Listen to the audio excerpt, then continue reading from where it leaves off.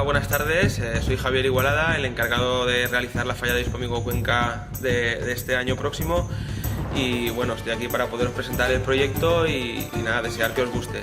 La falla este año tiene el lema de la reconquista de la festa y es una comparación de seres mitológicos y fantásticos con lo que son personajes muy conocidos del mundo de las fallas.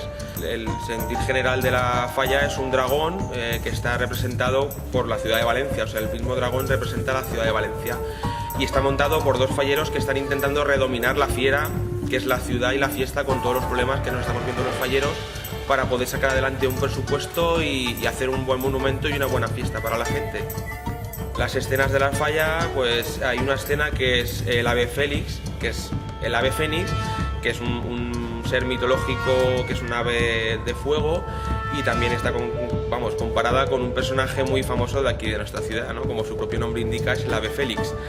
Luego también hay otra escena que es David y Goliat, que son los grandes presupuestos de la sección primera A que compiten con otros muchos que son los más pequeños, y muchas veces son los pequeños los que se llevan la victoria o quedan por delante de algunos que por dinero deberían de estar más alto. Entonces es la comparación de David y Goliat.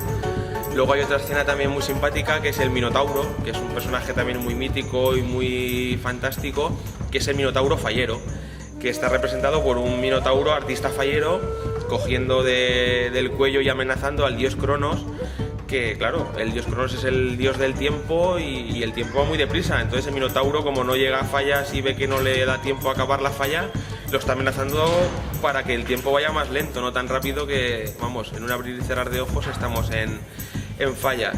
En el equipo del taller tenemos mucha ilusión, nos está gustando cómo está quedando aquí en el taller, igualmente esperamos que quede bien en la calle y vamos, invitaros a todos a que vengáis a verla, que os guste y bueno, ojalá sea del agrado de la comisión ante todo, que para mí ya sería un gran premio, ¿no?